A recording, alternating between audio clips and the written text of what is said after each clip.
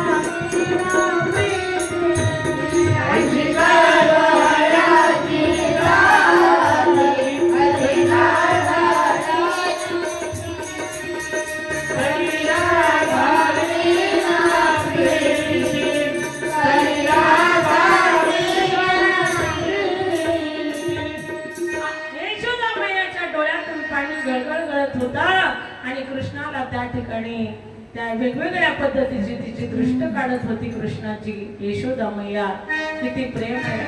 तेवढ्या तिकडे कंसाने दुसरी मीटिंग घेतली आणि तृणावर्त नावाचा राक्षस पाठवला. श्री शुकाचार्य महाराज वर्णन करतात. तृणावर्तम शांतरया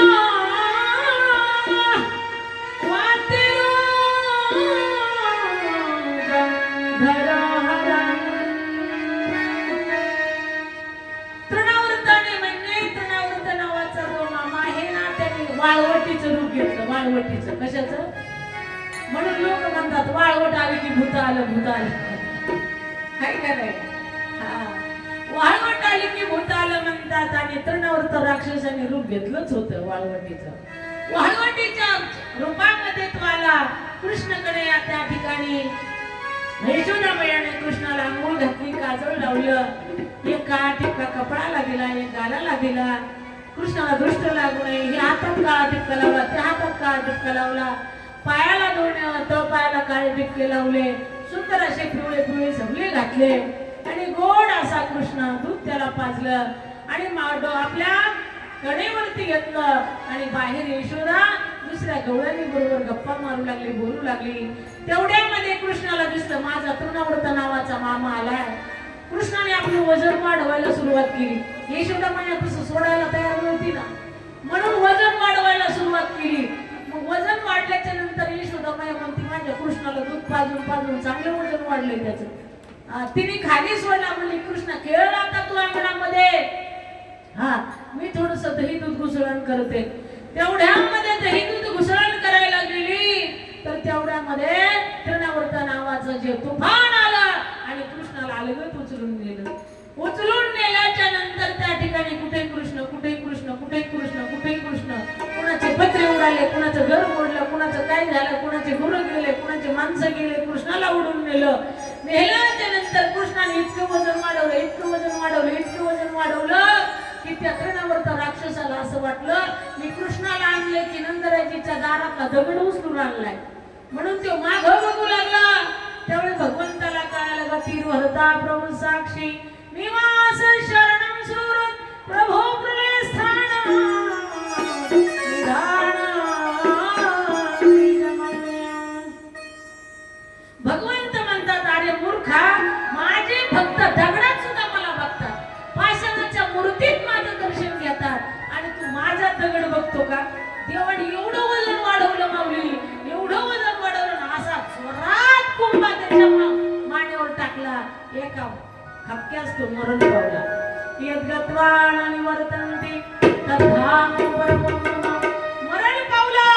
मरण पावल्याच्या नंतर त्या ठिकाणी कृष्ण कन्या पुन्हा सगळे गोकुळातले जे गोप आहेत ते शोधायला गेले आणि कृष्णाला घेऊन आले. प्यार से कहिए राधे श्याम. लीला केल्या. महाराज त्या ठिकाणी महाभट नावाचा ब्राह्मण आला, पंचांगण घेऊन आला. हा यशोदामयाने ब्राह्मण आहे म्हणून त्याला बसायला पाठ, टेकायला पाठ, पंचांग व्हायला पाठ, एवढा ब्राह्मणाचा थाटमाट. हा सगळा थाट केला. सांगा म्हटली माझ्या लेकराचं भविष्य. असं म्हटल्यानंतर त्या ठिकाणी तो भविष्य सांगू लागला. तो म्हटला हा करंटा पोरगा आहे, तुमचा कुळनाशक आहे, याला उकांड्यात पुरा. यशोदामया तो रडायला लागली. हा ती म्हणली असा कसा महाभट आहे म्हणली. कृष्ण म्हणला माझ्याच घरी येऊन माझीच निंदा करतो काय, मला पुरायला होतो काय, तुलाच पुरीतो म्हणला. कृष्णाने जड वस्तूला त्या ठिकाणी आज्ञा दिली. पाठीमागच्या पाटाला सांगितलं उठ, याची पूजा कर म्हणला. पाठीमागचा पाठ उठला, असा धन दिशेने त्याच्या पाठीत. पुढचा पाठ उठला, असा धन दिशेने त्याच्या थोबाडात. पंचांगाचा पाठ उठायचा, धन दिशेने त्याच्या छातीवर. असं महाराज त्याचे हाल झाले. महाराज पंचांग सांगता सांगता पंचांग फाटली. म्हणा की म्हणा म्हणा. महाभटा दिली पिढीदान, अशा पद्धतीने पिढा त्याला दिली. आणि ते महाराज त्याचं धोतर फाटलं, पंचांगण फाटलं. आणि अशा अवस्थेमध्ये कसं तरी ते मथुरेत पोहोच झालं. कंसाने हात टेकले, म्हणला आता काय करावं. कंस अनेक विचार करू लागला. त्या ठिकाणी महाराज इकडे असताना गर्गाचार्य नावाचे ऋषी आले. इकडे आनंदी आनंद त्या ठिकाणी आहे. गर्गाचार्य येत आहेत, श्री शुकाचार्य महाराज वर्णन करत आहेत. गर्गा पुरोहित राजन येदुना